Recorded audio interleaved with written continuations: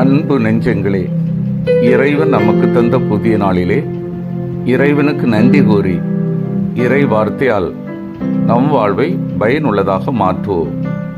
இறைவன் நம் அனைவரை நிறைவாக ஆசீர்வதித்து பாதுகாத்து வழிநடத்துவாராக.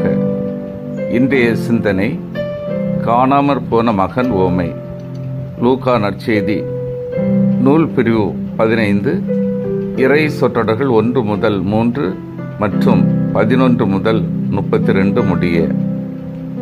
அன்பார்ந்தவர்களே, கடவுள் அளவு கடந்த இரக்கமுள்ளவர், மன்னிப்பதில் தாராள குணமுடையவர்.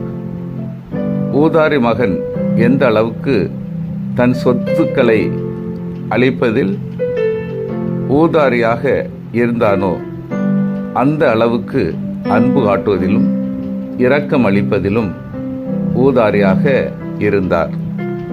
இளைய மகன் கடவுளுக்கும் உமக்கும் எதிராக நான் பாவம் செய்தேன் என்று ஒத்துக்கொள்கிறான்.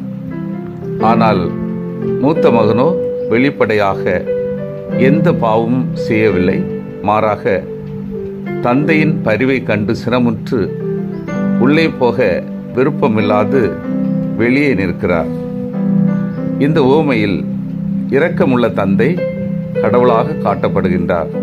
எதற்காக என்றால், தவறு செய்தவன் தன் நிலை உணர்ந்து வருகின்ற போது அவனை தன் நிலையிலிருந்து தந்தை ஏற்றுக்கொள்கிறார். அதனால்தான் கடவுளாக போற்றப்படுகின்றார். இயேசு ஓரங்கட்டப்பட்டவர்களை தான் இரக்கத்துடனும் அக்கறையுடனும் கண்ணோக்கினார். காணாமல் போய் ஒதுக்கப்பட வேண்டிய நிலைக்கு சென்றவர்கள் பெரும் அக்கறையும் அன்புதான் இயேசு நிலைநாட்ட வந்த இறையாட்சியின் விழுமியங்கள். உன் நண்பன் யாரென்று சொல், நீ யாரென்று சொல்கிறேன் என்றும், உன் எதிரி யாரென்று சொல், நீ யாரென்று சொல்கிறேன் என்றும் கூற கேள்விப்பட்டிருப்போம். ஆனால் இந்த இரண்டையும் மாற்றி நீ வணங்கு கடவுள் யாரென்று சொல், நீ யாரென்று சொல்கிறேன் என்கிறது ஊதாரி மகன் நற்செய்தி. மொத்த நற்செய்தி நூல்களின் சாரம் என்றும் சில விவிலிய அறிஞர்கள் விவிலியத்திற்குள் ஒரு விவிலியம் என்கிறார்கள். உண்மையான மனமாற்றம் எப்படி இருக்க வேண்டும் என்பதற்கு இன்றைய நற்செய்தியில் வரும் இளைய மகன் சிறந்த எடுத்துக்காட்டாக இருக்கிறான். மனமாற்றம் என்பது ஒருவரின் வாழ்க்கையை புரட்டி போடுகிற அனுபவம்.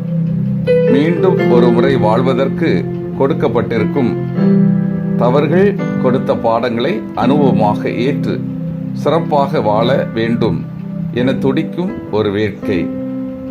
உண்மையான அன்பு பொறுமையோடு ஏற்றுக்கொள்ளும், தவறுகளை சகித்து கொள்ளும். இந்த ஓமையில் வருகிற தந்தை, ஊதாரி மைந்தன், அவனது சகோதரன் 3 பேருமே 3 மனநிலைகளை சித்தரிக்கிறார்கள். தந்தை அன்பின், பரிவின், நிபந்தனையற்ற மன்னிப்பின் மனநிலையை பிரதிபலிக்கின்றார். ஊதாரி மைந்தன் நேர்மையான மனத்துயரை பிரதிபலிக்கின்றார். மூத்த மகன் குறை காணும் மனநிலை, பொறாமை, நன்மை ஏற்றுக்கொள்ளாத மனதில் தீர்ப்பிடும் மனநிலை. ஊதாரி மைந்தன் ஓமையை ஊதாரி தந்தை ஓமை என்றும் அழைப்பதுண்டு. அன்பு செய்வதில், மன்னிப்பதில், ஏற்றுக்கொள்வதில் தாராள மனநிலை உள்ளவர். சிந்தித்து தியானித்து செயல்படுவோம். நான் இறைவனின் நிபந்தனையற்ற அன்பை உணர்ந்து வாழ்கின்றேனா? இளைய மகனைப் போன்று எனது குற்றங்களை உணர்ந்து திருந்தி வாழ்கின்றேனா? மூத்த மகன் போன்று பொறாமையும் குறை காணும் மனநிலை என்னில் உள்ளதா? மன்றாடுவோமாக.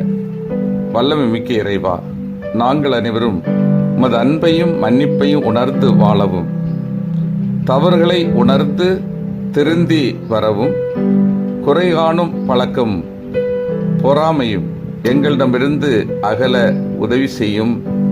ஆமீன்.